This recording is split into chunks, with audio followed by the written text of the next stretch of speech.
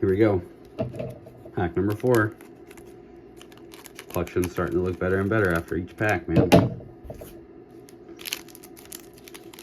It's fun because these booster packs actually make a huge impact on your collection. I feel like with other games, I've already bought so many of the pre-constructed stuff. All right, getting the hang of this now. Cleave. Once per turn, when this unit destroys a unit, it may attack again.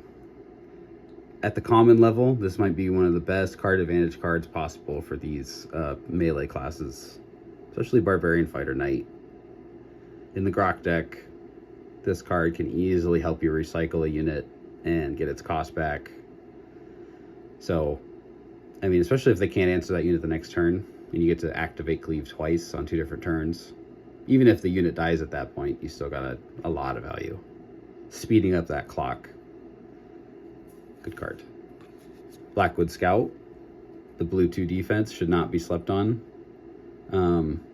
And precision is always good. It always gives you a chance to high roll yourself out of a bad situation. So I'm probably always going to have something with this type of blue defense. If Blackwood Scout happens to be that card, I'm going to play it, because it just, you need something that can get on the board and not just instantly get cooked.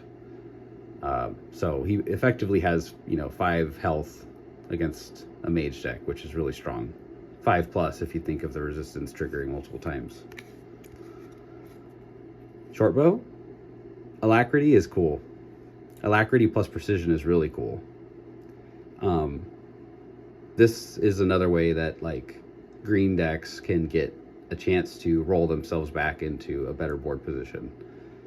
It doesn't always work, but Alacrity does give you a chance to trigger your abilities first before your opponent gets to deal the recursive damage, or whatever you want to consider it.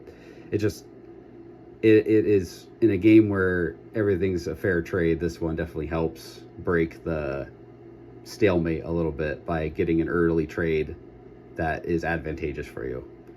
And then if it sticks around and you get multiple triggers, I mean, that's really good. But I mean, it's just good to get the +1, get a crit chance, and get that damage before your opponent does.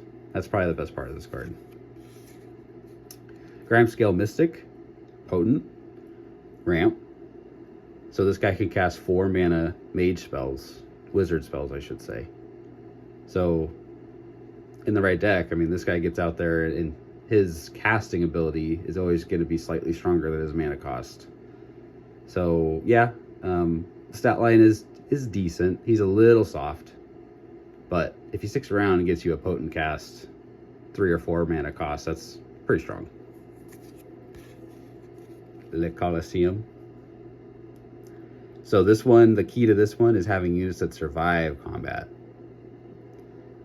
Draw a card for each damage unit you have here. So you can really set up a nice gotcha, where if you can kind of checkers bounce around on your opponent and not lose any of your pieces, and then activate that draw a card for each damage unit here. If you get 2 or more cards, I think it's worth it to recycle the cost. Because I mean, in a battle of attrition, those 2 extra cards can start going into your cash. They can start helping you speed up some of your turns.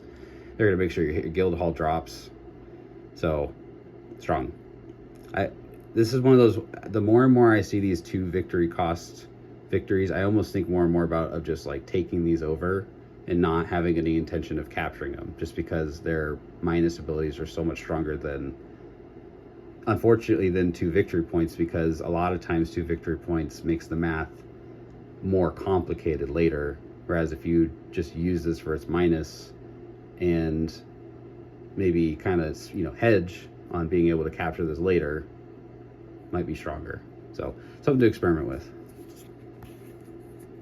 Our Vander Trader is a good card.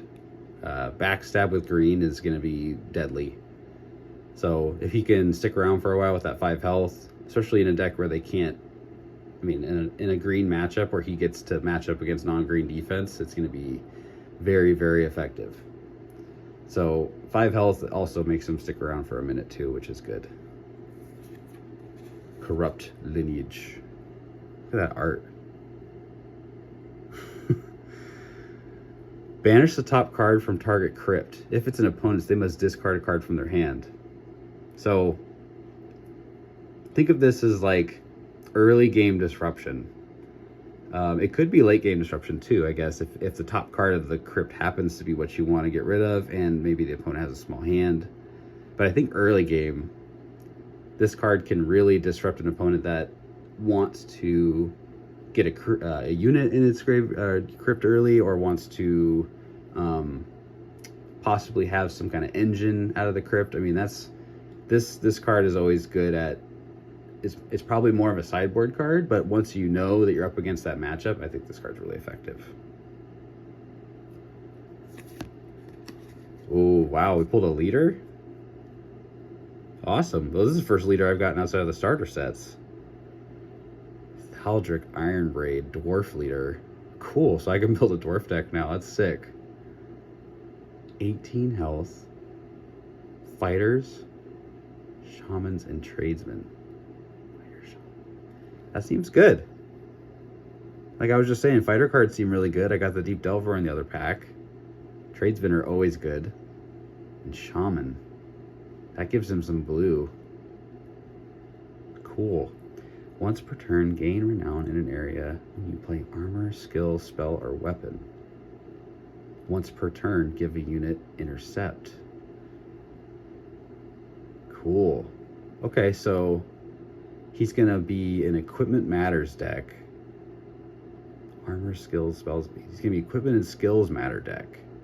And he provides you Shaman spells, like Surge and stuff like that. Wow. All right, that's cool. Okay, so you're going to build like you could build like a Carpenter Surge deck with this guy. That's interesting. And then giving intercept protects one of your, so if you have like a big fighter out, you can protect your Tradesman and Shaman with it. Okay. Okay, I kind of see where this card's going. I like it. I especially like the fact that he's a dwarf. That's cool. We definitely need to see the other races in the game. Awesome. All right, well, we're going to sleeve this one up. That was a good pack. I'll see you in pack 5.